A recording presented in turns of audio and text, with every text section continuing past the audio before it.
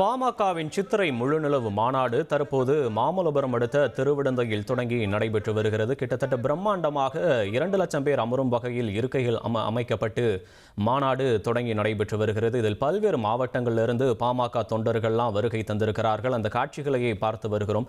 இந்த மாநாட்டில் பல்வேறு தீர்மானங்கள்லாம் நிறைவேற்றப்பட இருக்கிறது. தொடர்ந்து பல்வேறு விஷயங்கள் இந்த நிகழ்வுகள்லாம் நடைபெற இருக்கிறது. அந்த காட்சிகளை தொடர்ந்து நேரலையில் பார்க்கவிருக்கிறோம். சித்திரை முழுநிலவு மாநாடு தற்போது தொடங்கி நடைபெற்று வருகிறது.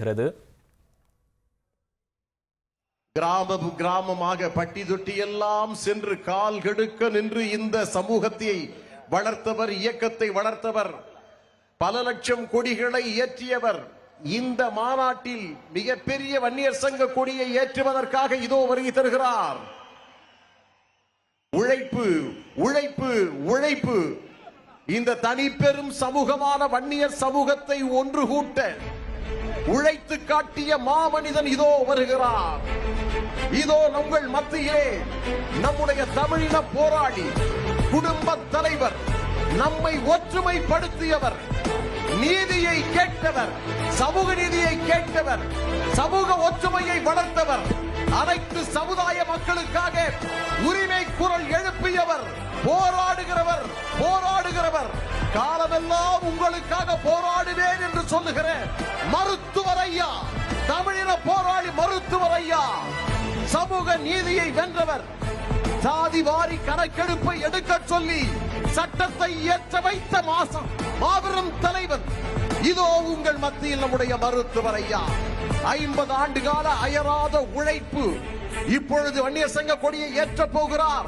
இதே போல கிராமமாக சென்று இளைஞர்களை நல்வழிப்படுத்தியவர், வளர்த்தவர், இந்தியாவிலே 1 கோடி வன்னிய இளைஞர்களை ஒன்றுபடுத்தி காட்டிய ஒப்பற்ற தலைவர் இதோ உங்கள் மத்தியிலே வருகை தந்திருக்கிறார்.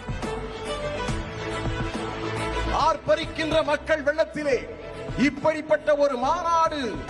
அந்த மாநாட்டிலே இதோ நம்முடைய காவலர் தெய்வம், நமக்காகவே உழைத்தவர், 50 ஆண்டு காலமாக உழைத்தவர், இறுதி வரை உழைப்பேன் என்று சொன்னவர், இடஒதுக்கீட்டை நமக்கு மட்டுமல்ல அனைத்து சமுதாய மக்களுக்கு வாங்கி கொடுப்பேன் என்று சொன்ன அற்புத தலைவர், நம்முடைய காவல் தெய்வம், தமிழின போராளி மருத்துவர் ஐயா அவர்கள் இதோ வருகிறார்.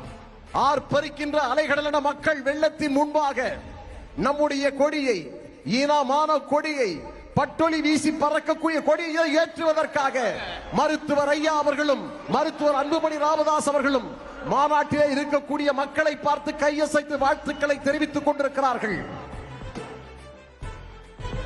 இதோ நம்முடைய அருமை தலைவர், நீதியை கேட்டவர், ஒற்றுமையை வளர்த்தவர், களம் கண்ட நல்லவர், மீண்டும் பல களங்களை ஒடுக்கப்பட்ட மக்களுக்காகவும் உரிமை கோரும் மக்களுக்காகவும் உழைத்து காட்ட வேண்டும் என்று சொல்லி ஓயாது போராடி வரக்கூடிய அருமை தலைவர் ஐயா அவர்கள் இதோ மாநாட்டிலே எழுச்சி உரையாற்றுவதற்காக இன்றைக்கு புகழ்பெற்ற இந்த மாநாட்டை, வரலாற்று சிறப்புமிக்க இந்த மாநாட்டை நடத்தி காட்டுவதற்காக இதோ வருகிறார்.